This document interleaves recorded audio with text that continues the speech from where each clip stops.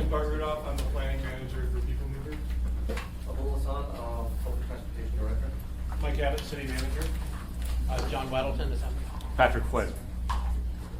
Elby Gray Jackson. Michelle Puero, with Jarrett Walker and Associates. Elby Gray Jackson. Great. Tim Steele. Forrest Dunbar. Pete Peterson. Bill Evans. Helen Hart, Planning Director. Jed Smith, Public Transit Advisory Board. Secretary, Economic Community Development. And those in the audience, please introduce yourselves. Max Wilbur, OIB. Alan Hodges, transplant. Nora Morse, Mayor's Office. Debbie Keller, Radio. Thank you for joining us. Madam, you have the floor. Thank you. You're welcome. I'm happy to take questions in the midst of the presentation. Okay, that'll be just fine. All right, my name is Michelle Puero. I'm a transit planner with a firm called Jarrett Walker and Associates. We're based in Oregon. This is my second time coming to one of your work sessions. You had very interesting things to say and excellent questions to the last one, so I'm very pleased to be back and continue that conversation. I've been working with People Mover staff for 9 months now on this process called Anchorage Talks Transit, which is about what is the purpose of your transit system and is it currently designed to achieve that purpose? And if not, how should it be changed? So I'd like to give you just a little bit of background and then show you a couple of alternative future network concepts that illustrate how you could, if you wanted, increase the ridership on your transit system. So I will never say you should do anything unless I have first said the word if. So the word if is very large on this slide because it's really important. If you want higher ridership, higher fare box returns, lower subsidy per passenger, then I will tell you how you could do that. Then I will tell you how you could increase ridership, and you would do it by following something that we call the ridership recipe. In short, the ridership recipe is frequent transit service, following patterns of density, walkability, linearity, and proximity, and forming a connected network. Now, let me talk about each of those elements a little bit. Frequent transit service means the bus is always coming soon. And that doesn't just mean that you don't wait long at the stop. It also means that you can travel when you want to travel. So if you have a class that starts at 10 a.m., you can get there just before 10 a.m. You don't have to choose between being an hour late and 10 minutes early. Frequent service means the transit is available when you need it, not just where you need it. And frequent service, as a result, tends to result in high ridership when it is deployed in places with density. Density meaning simply, if there's a bus stop, how many people and jobs are within walking distance of it? That's all density means. If there are fewer, then there's less potential ridership. If there are more, there's more potential ridership. Walkability, how many of the people theoretically close to that bus stop can get to that bus stop? Linearity, that means to what extent can the transit agency run transit routes that feel direct, that are in lines, that don't have to deviate and take people out of their way. People hate deviating. Nobody likes traveling out of their way when they need to get somewhere. And finally, proximity. Proximity is about how far the transit agency needs to go just to reach these places where there is density, where there's walkability. Because the farther the transit agency has to run those buses, the higher the cost. Distance is time in transit, and time is money. And finally, forming a connected network. A single transit line is great if it's frequent because you can ride up and down it to some places, but what about getting to the rest of your city? So when you have frequent routes that create a network, now people can easily transfer from one to the other with a short wait. And I'll show you examples of that in a little bit. So this is the ridership recipe, and this is not really in force currently in Anchorage, nor is it some kind of morally superior way to do transit. It isn't.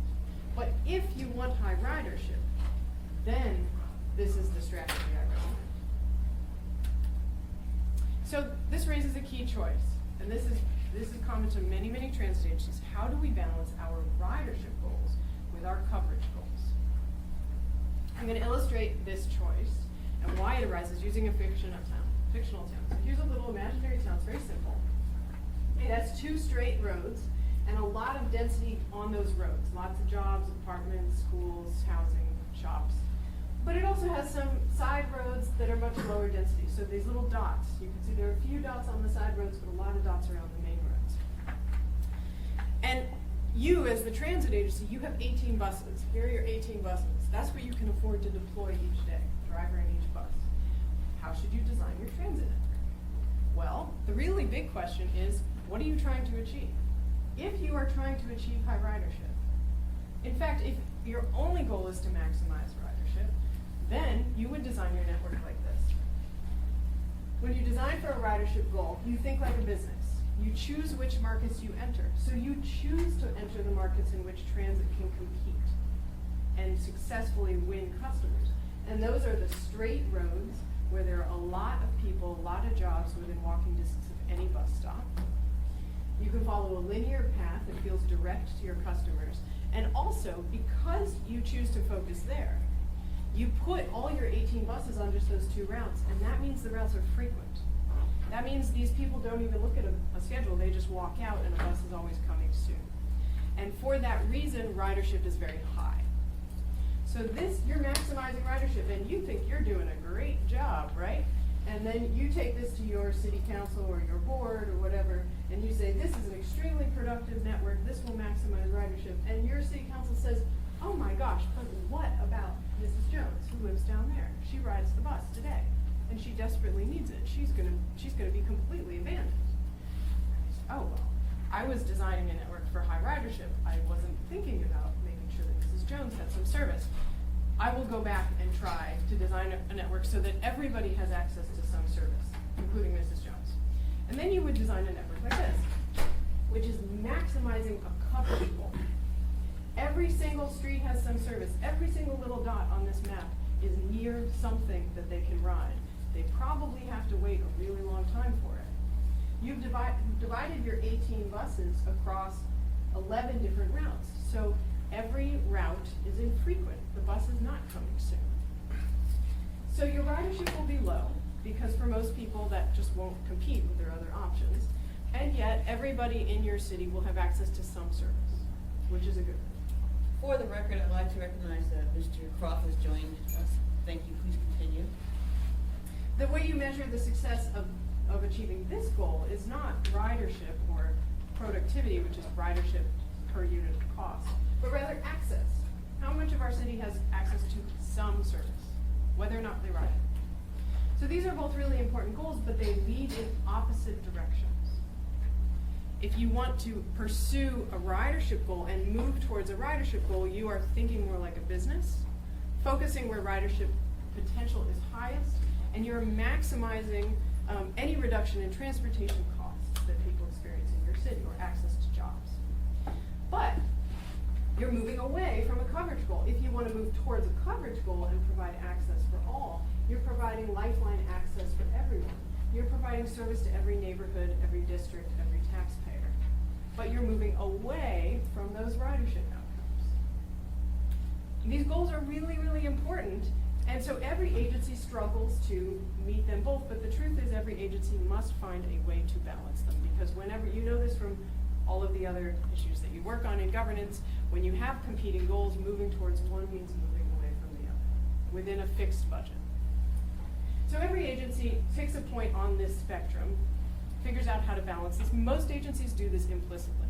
And what we're doing with People Mover is helping this community have a more explicit conversation about how to balance these goals, so that you can be really clear about the mix of goals you're pursuing, how you're balancing them, and then measure your success and see how well your network is performing.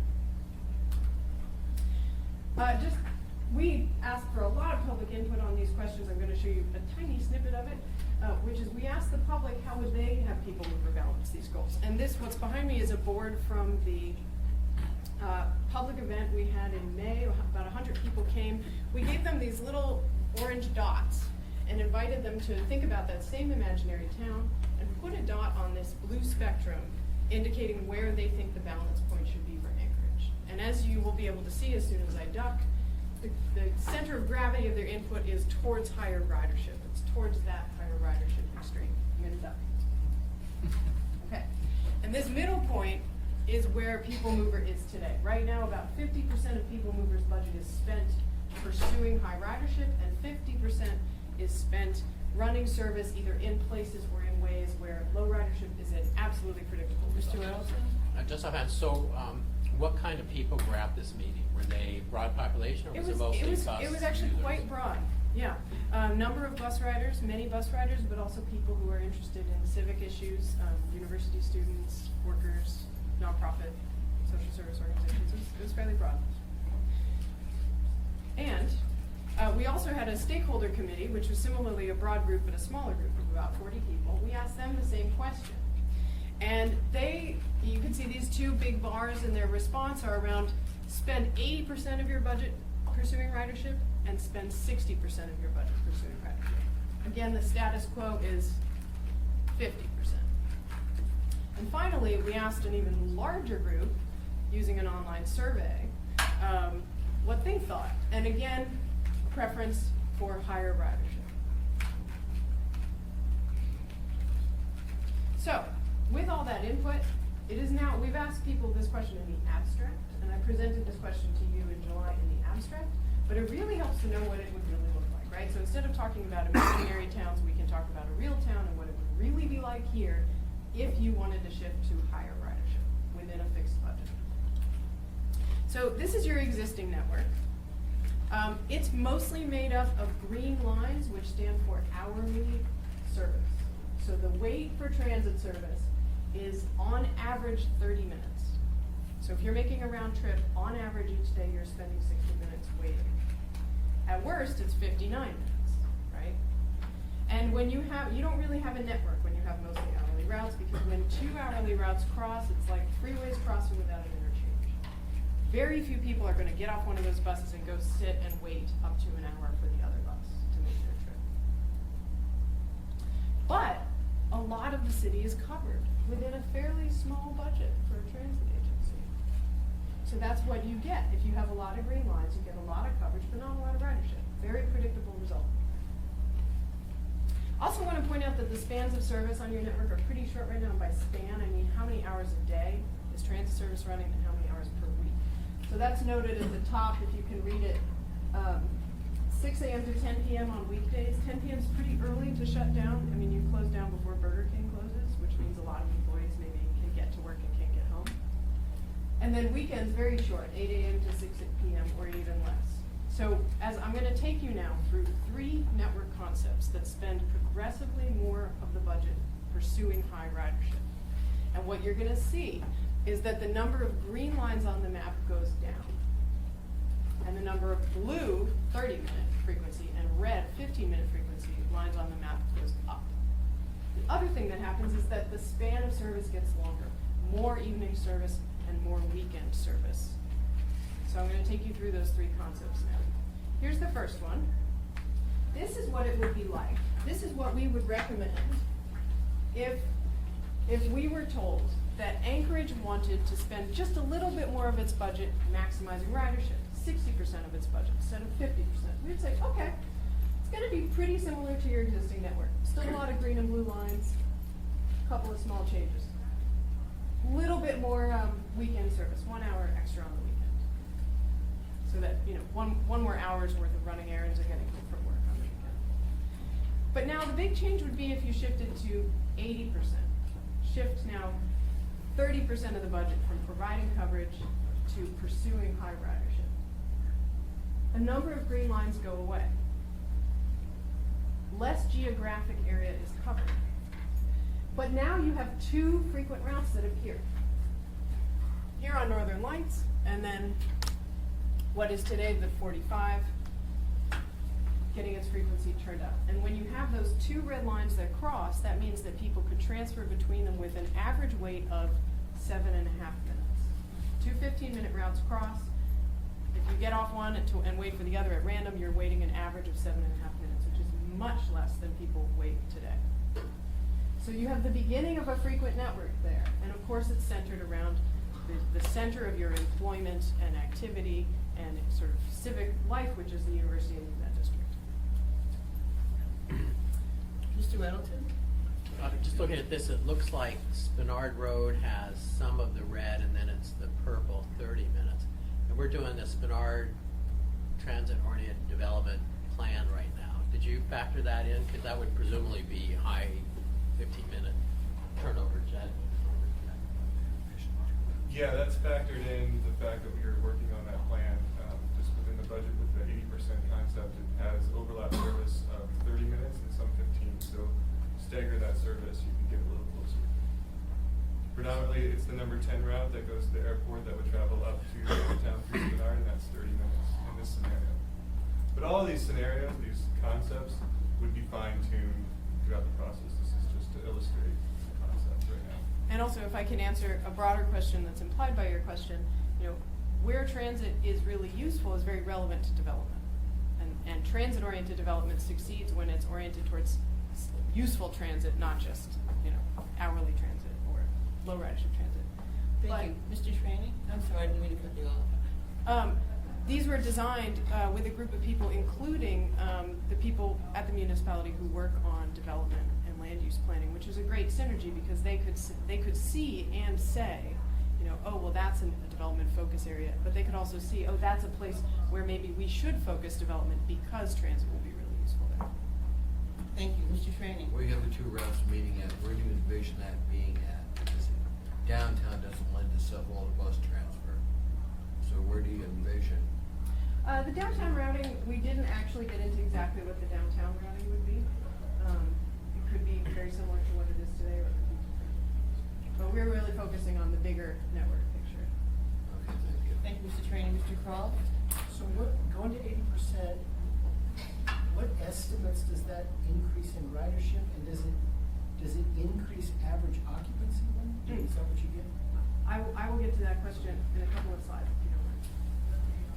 Thank you, Mr. Croft. So now, you know, for discussion purposes, we also drew a more extreme alternative, the 100% ridership alternative. This is, if you as a city decided we are no longer making sure everyone has access to some public transportation, instead we are completely focused on getting high ridership, then this is what we would design.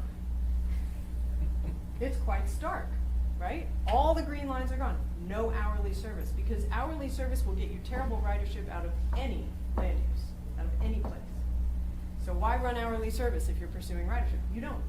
You take 2 hourly routes and you combine them into 1 half-hour route. So now we only have half-hour and 15-minute routes. And we have a very rich frequent grid in the densest part of the city. Now you can go anywhere to anywhere around near those red lines with a single transfer and a short wait.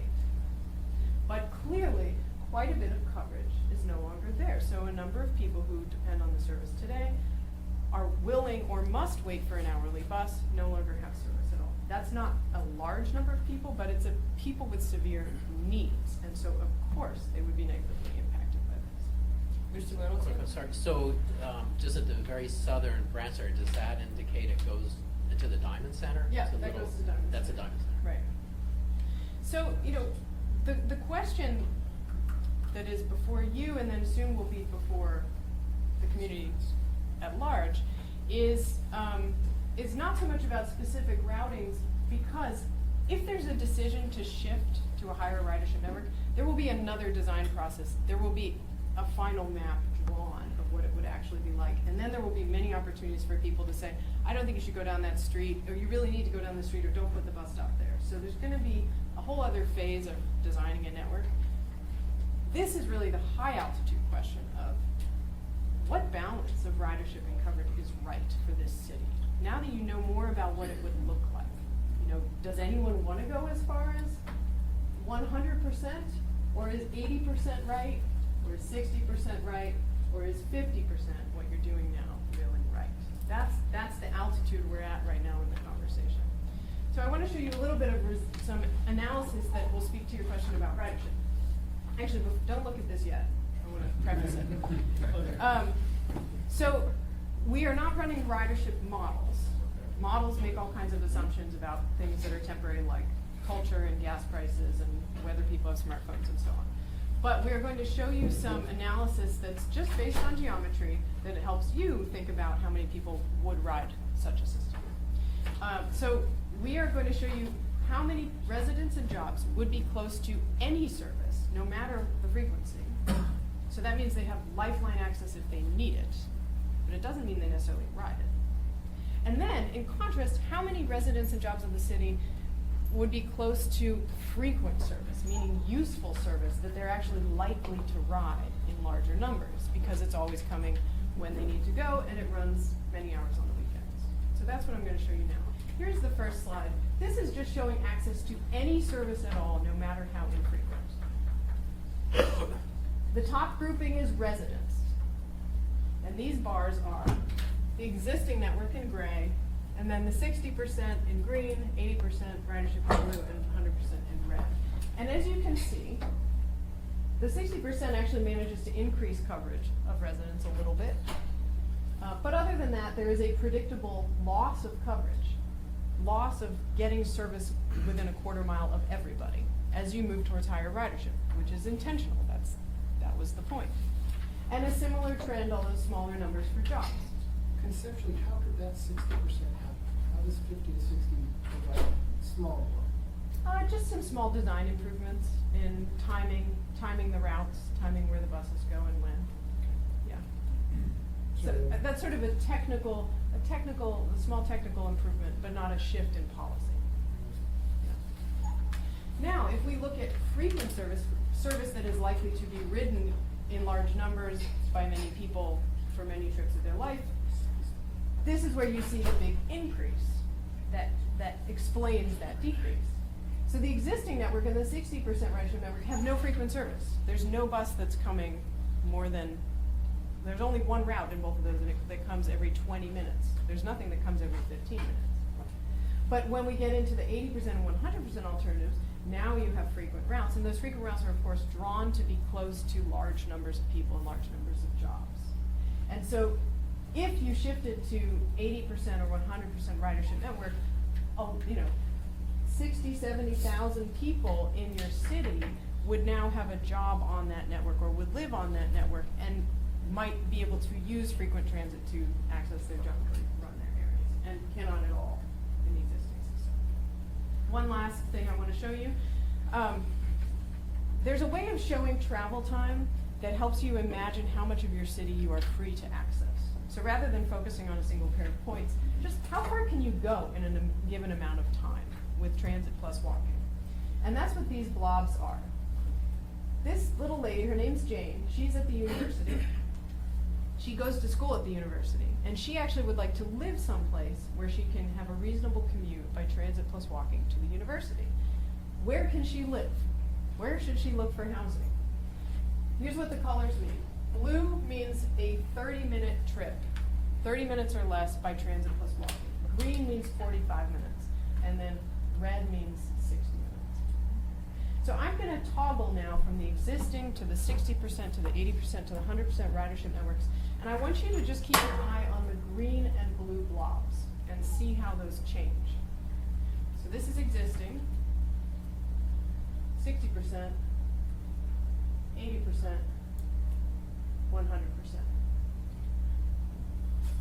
So a person, this is, I have an anecdote to go with this, which is that at the public meeting in May, a young woman raised her hand and asked a question, but she also embedded in it a really interesting comment. She said, I just started at the university and I am looking for housing on the Route 45 because I want to be a reasonable distance from school by transit, but I'm not finding housing that I like. I need to be able to live someplace so that and not have a car so I can afford to go to school. Where can I live? And this answers the question for her, here's where you can live. And spend only 30 or 45 minutes getting to school each day in the blue or green blobs. And as you can see, they're small today, and they will grow if you grow a frequent network in the densest part of your city. So that's the payoff of reducing coverage. And I'm not suggesting it's easy, and I'm not suggesting nobody's impacted. But if you want a high ridership network, you will get this kind of freedom for people. The walls around their lives will expand. They can access more of this city by transit, but within a fixed budget, whatever that budget is, you must make that trade-off by reducing coverage. So, what's next? There will be a more substantial conversation about this with the public. They will get to see these alternatives, but, you know, People Mover really wanted to come to you first and ask your initial reaction, you know, and get a feel from you of what you think about this trade-off and how to make this balance in this city. And I am finished. Thank you very much. Would anyone like to express how you feel? Mr. Lasky? This has always been, for the last 20 years, a fight with Shubiak Eagle River. I see, first, let me back up a little. Where was your public meeting held in May? Well, there were a lot of public meetings. But you referenced one specific. Oh, there was one event that board is from that was at the museum. There were many other public meetings as well. The stakeholder group that you referenced, the smaller stakeholder group of 40, how many of those were from Shubiak Eagle River? Do you guys remember? There were a few, you all may know. Somebody from the Birchwood Community Council was there. Yeah, and we invited the Chamber of Commerce, Chamber of and Commerce. probably 5 to 6 people were invited. And currently now, when we're looking at your model that you developed, you know, I wrote this down, flexible transit service. That's all I saw referenced to Eagle River. What does that mean? Well, right now there's a peak-only route to Eagle River that gets very low ridership. And then there's also this flexible service, Eagle River Connect, which is essentially a dial-a ride and will move people around within and between the communities of Eagle River and Shubiak. Did I describe it correctly? Yeah. Okay. And with your 3 different versions that you kind of showed us, what would the impact be that you're seeing in those 3 different versions to the Shubiak Eagle River? Here, we can look. So in the 50% and 60% alternatives, there is still peak-only service to Shubiak Eagle River. But because this is the lowest ridership service in the whole system, it goes away in the 80% and 100. And it's a true statement to say within Eagle River, there is no infrastructure within the Eagle River area, it's strictly from downtown Eagle or from Peters Creek into Anchorage. So when we're talking about ridership in Eagle River, there's really no public transit within Eagle River to get around Eagle River. Oh, well, You today- can't go from cars to Walmart. You can't. I mean, you can ride the peak-only route between cities, Well, between towns. But no, there's no circulation, unless the Right. Eagle River And Connect. I would assume that would have some impact on why Eagle River's numbers are a bit lower too, because we have no infrastructure within Eagle River. You can only go to and from Shubiak and Eagle River to Anchorage. There's no service within. That route was canceled 7 years ago. I know. I'm literally putting this on the record. So my second question is, when we look at these types of models, the public transit monies that are coming in, are we considering at all the allocation of those resources between communities?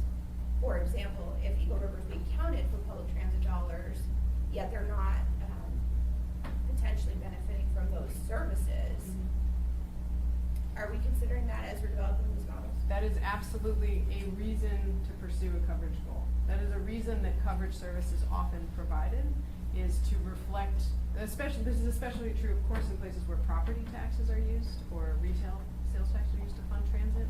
Then it can be important to decision makers to make sure service is close to everyone who pays for it.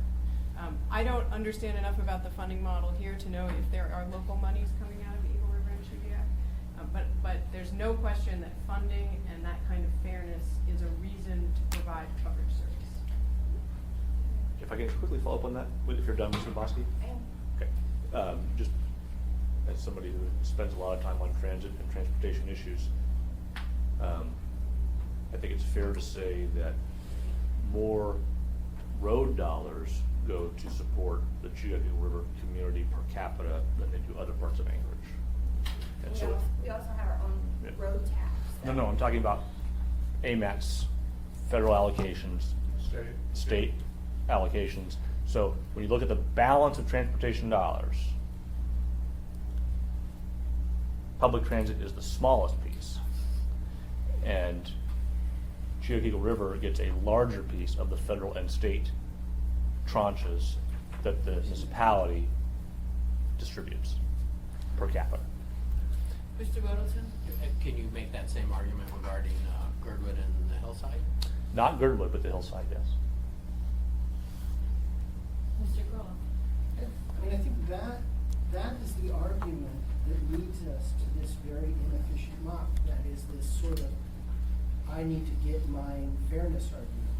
There's a huge green slot to the left that is my district, a very low population portion of my district. And you running down to Sand Lake so that the map looks fair, or the people of Chugack Eagle River or Sand Lake feel like it's fair, leads to a model that has really low ridership and non-business-like model. A poorly functioning business system in that regard. And we can accept that we want to do that, but I mean, what we're being asked here to do is face the trade-off. This, how do I get mine in a low-density area or a remote area or both, leads to this spread-out system that has very few riders. And you can say to people of Sand Lake or the people of Chugack Eagle River, I protect you, you have access to a transportation system that nobody uses.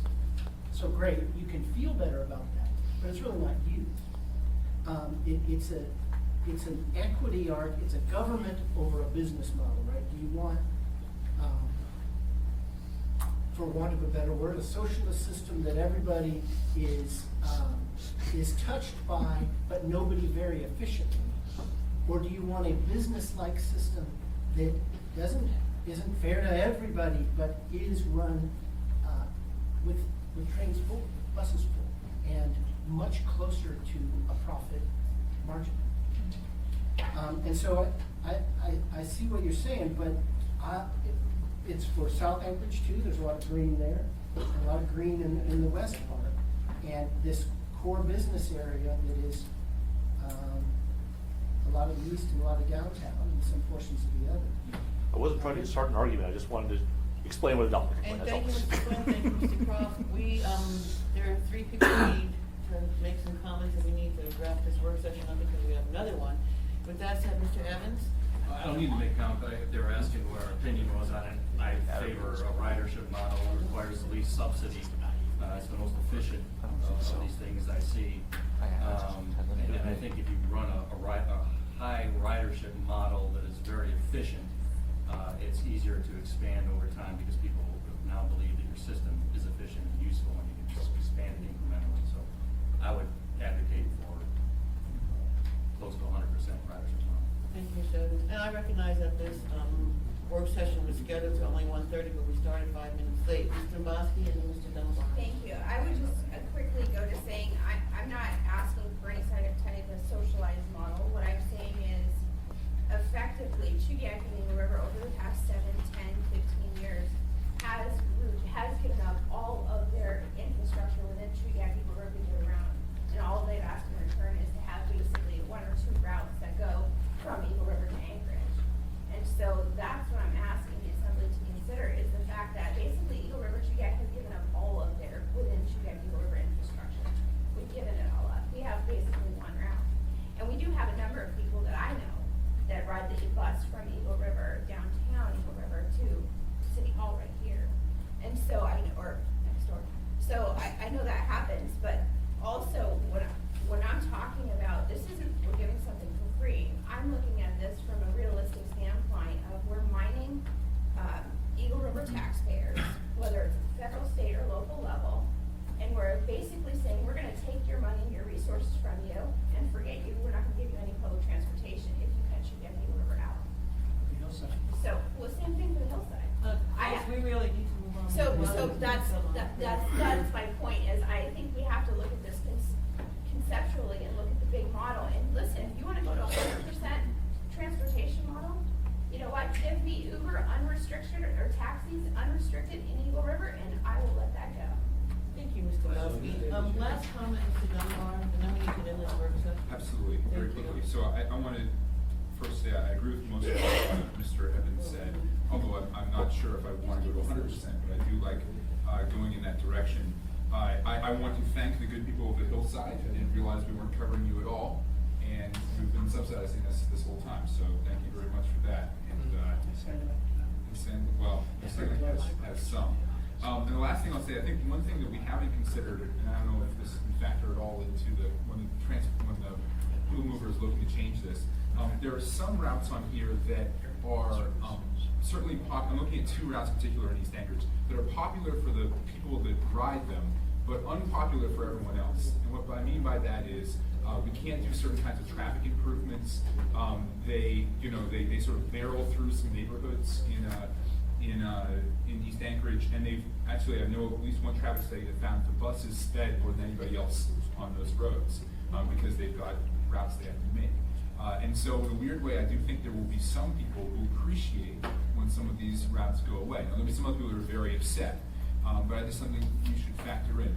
Some of those dense areas are not thrilled with buses tearing through them. Thank you, Mr. Dunbar. Thank you very much for your presentation. Work session is adjourned.